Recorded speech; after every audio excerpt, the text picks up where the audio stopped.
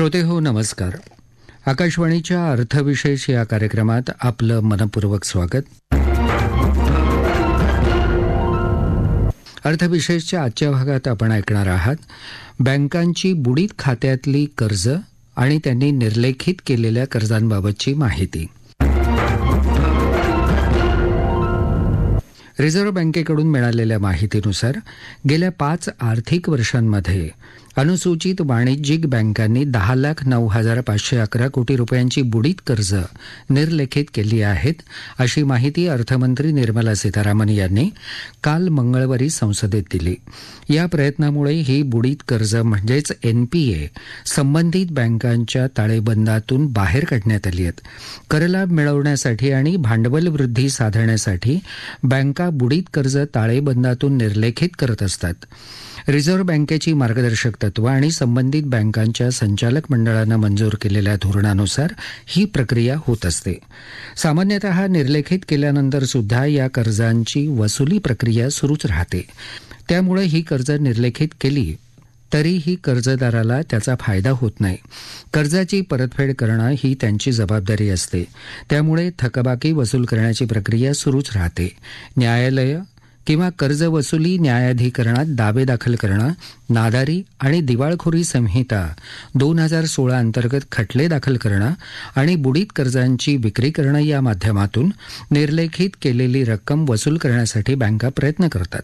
सरकारी बँकांकडून मिळालेल्या माहितीनुसार गेल्या 5 आर्थिक वर्षांमध्ये सहाय्यक महाव्यवस्थापक आणि त्यावरील दर्जाच्या 3,312 बँक अधिकाऱ्यांना एनपीए प्रकरणांबाबत जबाबदार ठरवण्यात आलंय. त्या अनुषंगानं त्यांच्यावर योग्य ती दंडात्मक कारवाई सुद्धा करण्यात आली आहे, अशी माहिती सीतारामन यांनी राज्यसभेत दिली. या विषयावर बोलताना अर्थविषयक मुक्त पत्रकार वीरेंद्र तळेगावकर म्हणाले, थकीत बँकांच्या कर्जाचं प्रमाण सातत्यानं वाढत आहे. अशातच या बँकांनी गेल्या 5 वर्षांमध्ये 10 लाख कोटी रुपये निर्लेखित म्हणजेच राईट ऑफ केले, अशी माहिती नुकतीच केंद्रीय अर्थमंत्री निर्मला सीतारामन यांनी संसदेत दिली आणि पुन्हा एकदा याबाबतच्या चर्चेला ऊत आलाय. बँकांचं राईट ऑफ करणं किंवा एनपीए करणं ही नित्याची प्रोसेस आहे. यावेळी या माध्यमातून या बँकांच्या थकीत कर्जाचा मुद्दा पुन्हा एकदा नव्याने चर्चेला आला.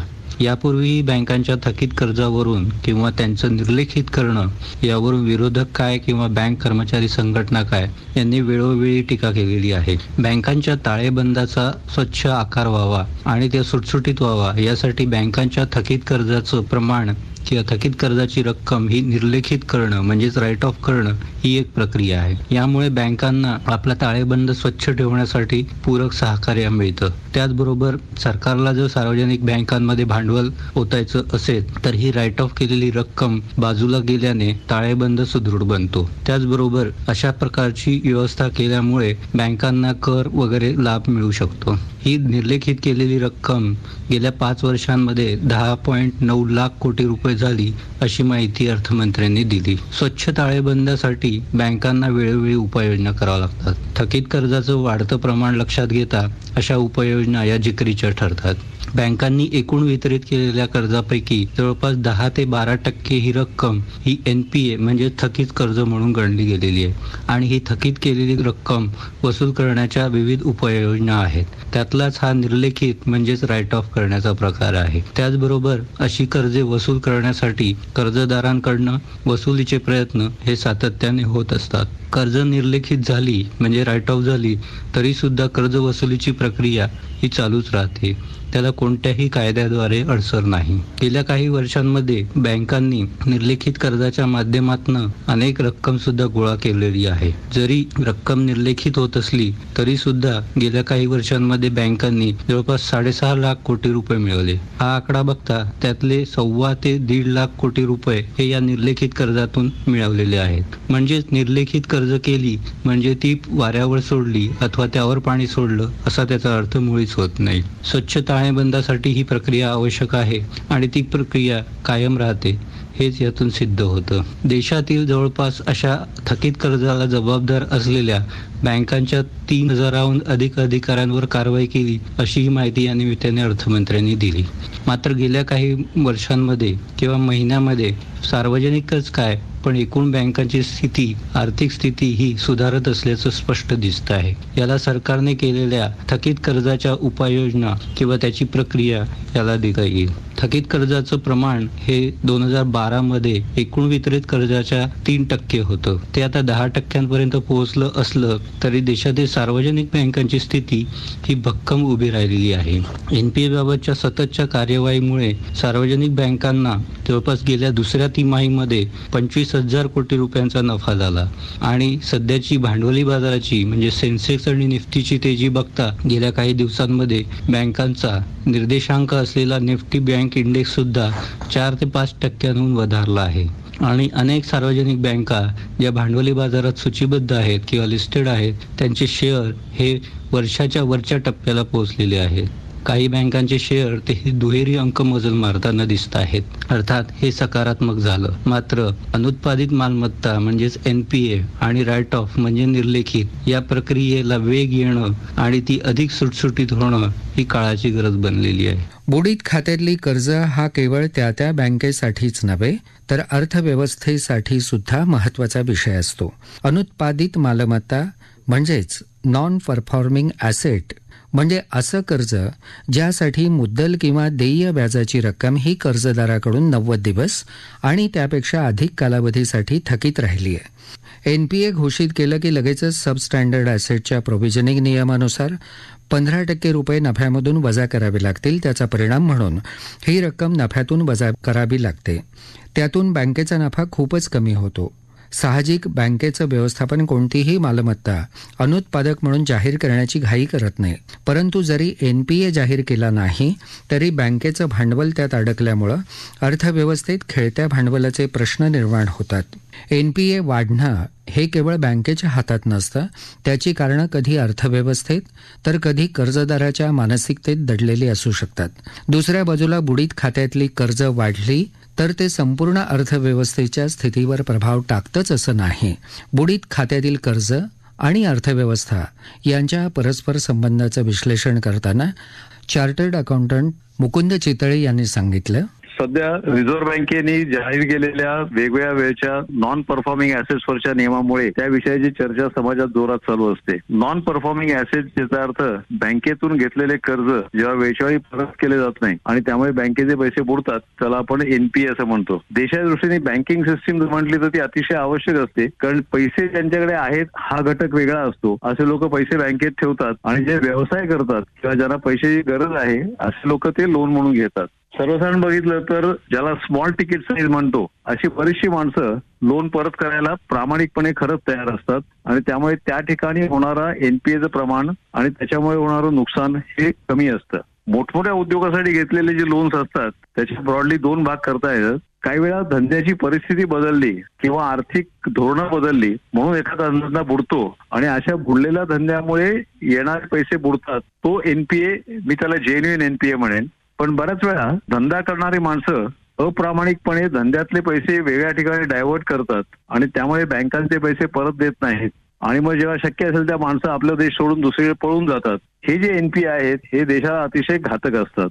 हे जर लक्षात घेतलं तर या सगळ्या विषयाची सांगड इतर 2-3 विषयाशी घालायला लागते की बँक जेव्हा लोन म्हणून पैसे देते तेव्हा त्यांची रिस्क मॅनेजमेंट पॉलिसी जी असते त्यांचे लोनचं इव्हॅल्युएशन असतं किंवा त्याचं मोजणी करण्याचं धोरण असतं ते कितपत योग्य आहे.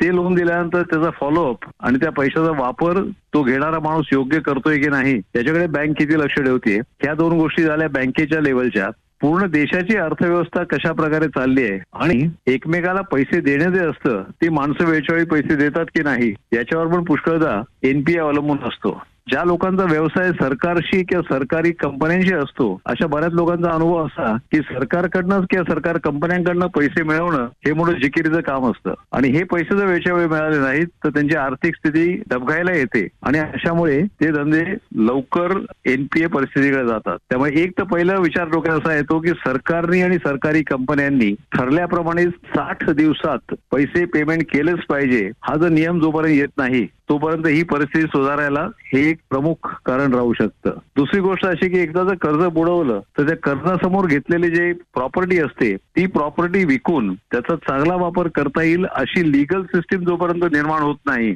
तोपर्यंत कर्ज घेणारी कंपन्या आणि कर्ज बुडवण्याची मानसिकता ही कमी होण्याची शक्यता राहत नाही. त्यामुळे आपल्या देशात असलेली जी काय कायदेशीर पद्धत आहे आणि बुडवलेल्या कर्जांच्या समोर असलेलं तारण जे आहे ते तारण विकून ते कर्ज चुकतं निर्माण करण्याची परिस्थिती जोपर्यंत कायदेशीरपणे नीट होत नाही तोपर्यंत ही पद्धत बदलायला भरपूर वेळ लागेल. त्यासाठी सध्याच्या सरकारने IBC वर असे काही कायदे केले. या विषयावर जर पुढे बघायचं म्हटलं तर बँकिंग सिस्टीम ही नेहमीच देशाला आवश्यक राहणार आहे आणि त्याच्यामुळे असे पैसे घेऊन बुडवणारे जे लोक आहेत त्यांना जोपर्यंत सामाजिक काहीतरी लांछन निर्माण होत नाही तोपर्यंत पैसे बुडवण्याची जी मानसिक प्रक्रिया आहे ती कधी कमी होईल असं पटकन तरी वाटत नाही. धंदा बुडला म्हणून पैसे बुडले तर अशा बाबतीत फार मोठं बोलू नये, परंतु पैसे डायव्हर्ट करून बँकांचे पैसे बुडवले अशी जे लोक असतात त्यांना जोपर्यंत सामाजिक लांछन किंवा त्यांना काहीतरी गैरशिस्तीबद्दल पेनल्टी ही व्यवस्था जोपर्यंत निर्माण होत नाही तोपर्यंत येरे माझ्या मागल्या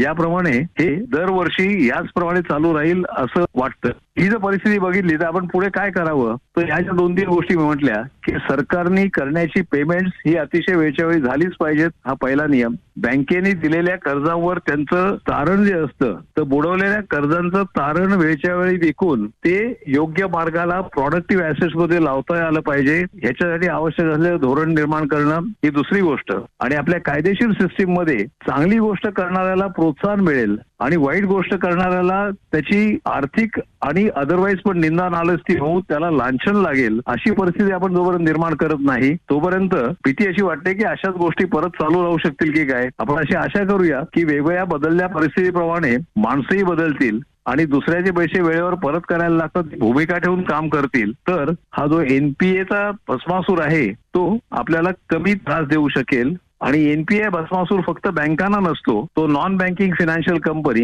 म्युच्युअल फंड्स आणि वेगवेगळ्या वित्तीय संस्था या सगळ्यांना हा लागू असतो. आणि त्यामुळे प्रत्येकाला असं दिसेल की आपल्या आसपास वावरणाऱ्या माणसांमध्ये सुद्धा दुसऱ्याचे पैसे बुडवणारी जी माणसं असतात त्यांचं जर आपण कौतुक करत असलो तर या सगळ्या सामाजिक गुन्ह्यामध्ये आपण पण काही प्रमाणात सामील आहोत असे आहोत की नाही याचा आपण विचार करावा तरच याच्यात पुढे जाऊन परिस्थिती बदलून सुधारणा होऊ शकेल असं वाटतं.